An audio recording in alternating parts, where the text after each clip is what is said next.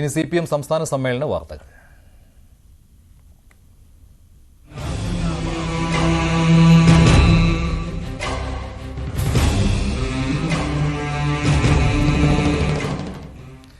തുടർഭരണത്തിൽ തുടർച്ച ഉറപ്പ് എന്ന് മുഖ്യമന്ത്രി അടക്കമുള്ള നേതാക്കൾ ആത്മവിശ്വാസം പ്രകടിപ്പിക്കുന്നതിനിടെ തിരുത്തുമായി പോളിറ്റ് ബ്യൂറോ അംഗം MA ബേബി.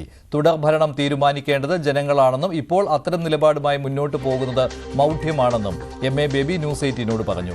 ജനങ്ങളിൽ തുടർഭരണം എന്ന ചിന്തയുണ്ടെന്നും ആ ചിന്ത ഉറപ്പിക്കാൻ LDF കുറച്ചുകൂടി പ്രവർത്തനം നടത്തേണ്ടതുണ്ടെന്നും MA ബേബി പറഞ്ഞു. വികസന പ്രവർത്തനങ്ങൾ തുടരാനുള്ള അവസരം ജനങ്ങൾ നൽകുമെന്നായിരുന്നു ദേശാഭിമാനിയിലെ ലേഖനത്തിൽ മുഖ്യമന്ത്രി പിണറായി വിജയൻ പ്രതീക്ഷ പ്രകടിപ്പിച്ചത്. സംസ്ഥാന സമ്മേളനത്തിന്റെ ഫോക്കസ് തന്നെ തുടർഭരണത്തിലേക്കും വികസന ചർച്ചകളിലേക്കും മാറ്റിക്കഴിഞ്ഞു CPM. തുടർഭരണം ഉറപ്പെന്ന ആത്മവിശ്വാസം പാർട്ടി അണികളിൽ സൃഷ്ടിക്കുകയാണ് ലക്ഷ്യം.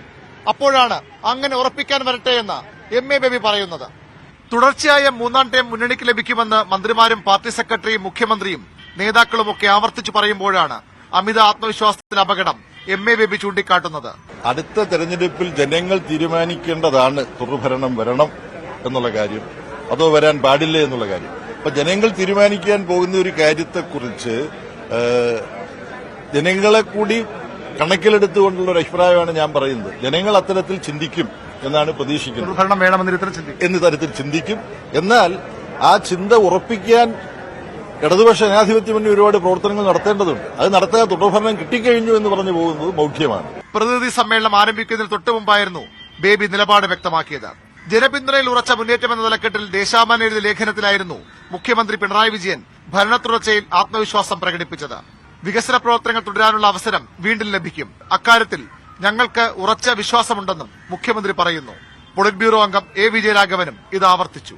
കേരളത്തിലെ ജനങ്ങൾ ഇടതുപക്ഷ ഗവൺമെന്റിന്റെ തുടർച്ച ഇഷ്ടപ്പെടുന്നുണ്ട്, അവരാഗ്രഹിക്കുന്ന ഒരു കാര്യമാണ്. അതാണ് നമ്മൾ കണ്ടത്. അപ്പൊ സ്വാഭാവികമായിട്ടും ആ ജനങ്ങളുടെ പ്രതീക്ഷയോളം വളരാനുള്ള പരിശ്രമം നടത്താനുള്ള ഉത്തരവാദിത്വം പാർട്ടിക്കും ഗവൺമെന്റിനുണ്ട്. ന്യൂസ് 18 കൊല്ലം. സംസ്ഥാന കമ്മിറ്റിയിൽ തുടരുമോ എന്ന ചോദ്യത്തിന് വ്യക്തത വരുത്താതെ EP ജയരാജൻ. അപ്രസക്തമായ കാര്യമെന്നായിരുന്നു EPയുടെ പ്രതികരണം. പിണറായിക്ക് മാത്രം ഇളവ് നൽകുമോ എന്ന ചോദ്യത്തിനും EP മറുപടി നൽകിയില്ല. അതിന് പ്രസക്തി ഇല്ലാത്തതാണ്. കേരളത്തിൽ വലിയ പ്രസക്തി ഉണ്ടെന്നോ അല്ലെങ്കിൽ എത്ര ചർച്ച വരുന്നത്? ഒരു പ്രസക്തി ഉണ്ടാവില്ല. അത് നിങ്ങൾ പത്രക്കാരുണ്ടാക്കുന്നതല്ലേ. നിങ്ങൾക്കൊരു ദിവസത്തേക്ക് ഒരു എര വേണം. ആ എരയെ പിടിക്കാൻ നിങ്ങളിങ്ങനെ നടക്കുകയാണ്.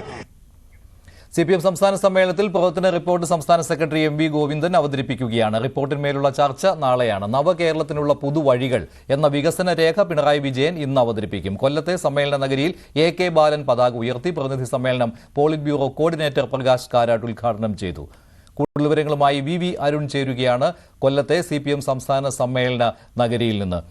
അരുൺ, എന്തായാലും കൂടുതലും ചർച്ചകൾ, പുറത്തുള്ള ചർച്ചകൾ, പ്രത്യേകിച്ച് തുടർഭരണം, അതിൽ തുടർച്ച എന്ന രീതിയിലേക്ക് പോവുകയാണല്ലോ. പക്ഷേ സമ്മേളനത്തിൽ മുഴുവനായിട്ടും ഇക്കാര്യമായിരിക്കും പ്രതിഫലിക്കുക എന്ന് കരുതേണ്ടതുണ്ടോ?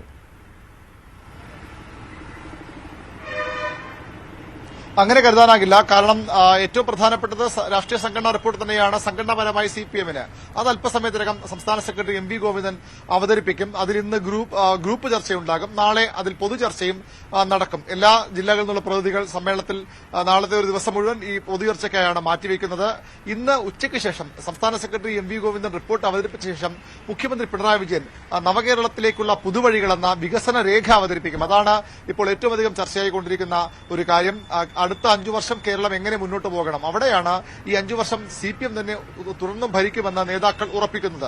ഏറ്റവും ഒടുവിൽ മുഖ്യമന്ത്രി പിണറായി വിജയൻ വരെ ഇന്ന് ആ പ്രതീക്ഷ ദേശാഭിമാനി ലേഖനത്തിൽ പങ്കുവച്ചു കഴിഞ്ഞു. വികസന തുടർച്ച ഉണ്ടാകാൻ ഉള്ള നിലപാട് ജനങ്ങൾ സ്വീകരിക്കുമെന്ന പ്രതീക്ഷയാണ് അദ്ദേഹം പങ്കുവയ്ക്കുന്നത്. ആ രേഖയിലാകും ചർച്ചകൾ. വലിയ രീതിയിൽ വ്യവസായം നിക്ഷേപം ആകർഷിക്കുന്ന തരത്തിലുള്ള പദ്ധതികളാകും അതിലുണ്ടാകുന്നത്. വിദേശ നിക്ഷേപം ആകർഷിക്കും. വലിയ വ്യവസായ ഭീമന്മാരെ കേരളത്തിലേക്ക് കൊണ്ടുവരും. IT ടൂറിസം മേഖലകളാണ് പ്രധാന ഫോക്കസായി രേഖയിൽ ചൂണ്ടിക്കാണിക്കുക. മറ്റൊന്ന് വിദ്യാർത്ഥി കുടിയേറ്റം യുവാക്കളുടെ മൈഗ്രേഷൻ തടയുന്നതിനുള്ള നടപടികൾ അത് കേരളത്തിൽ തന്നെ അവർക്ക് അതിനുള്ള സൌകര്യം ഒരുക്കാമെന്ന നിർദ്ദേശം ഇതിലുണ്ടാകും. അവിടെയൊക്കെ ഏതെങ്കിലും നയമാറ്റം ഉണ്ടാകുമോ? കഴിഞ്ഞ രേഖയിൽ എറണാകുളം സമ്മേളനത്തിൽ അവതരിപ്പിച്ച രേഖയിൽ സ്വകാര്യ സർവകലാശാലകളെ സ്വാഗതം ചെയ്തതുപോലെയുള്ള നയമാറ്റം ഉണ്ടാകുമോ എന്ന കാര്യമാണ് അറിയേണ്ടത്. ഏതായാലും ഇന്ന് വൈകിട്ട് മുഖ്യമന്ത്രി ആ രേഖ അവതരിപ്പിക്കും. മറ്റന്നാൾ ആ രേഖയിലും ചർച്ച നടക്കും. സംസ്ഥാന കമ്മിറ്റിയുടെ തെരഞ്ഞെടുപ്പ് ഞായറാഴ്ചയാണ്. സമ്മേളനത്തിന്റെ അവസാന ദിവസമാണ്. അവിടെയാണ് ആരൊക്കെ കമ്മിറ്റിയിലേക്ക് വരും, സെക്രട്ടേറിയറ്റ് ആരൊക്കെ തുടരുമെന്ന സെക്രട്ടറി ഒരുപക്ഷെ തെരഞ്ഞെടുത്തേക്കും. ഏതായാലും ഇന്ന് ഏറ്റവും പ്രധാനമായി സംഭവിക്കാൻ ഇനി ബാക്കിയുള്ളത് ഈ പ്രവർത്തന റിപ്പോർട്ട്, രാഷ്ട്രീയ സംഘടനാ റിപ്പോർട്ട് അവതരണവും മുഖ്യമന്ത്രിയുടെ വികസന രേഖയുടെ അവതരണവുമാണ്. വൈകിട്ട് സംസ്ഥാന സെക്രട്ടറി എം വി ഗോവിന്ദൻ മാധ്യമങ്ങളെ കണ്ട് ഇന്നത്തെ നടപടിക്രമങ്ങളും ഈ റിപ്പോർട്ടുമായി ബന്ധപ്പെട്ട വിശദാംശങ്ങളും അറിയിക്കും. ശരി, വി അരുണാണ് കൊല്ലത്ത് നിന്ന് വിവരങ്ങൾ നൽകിയത്.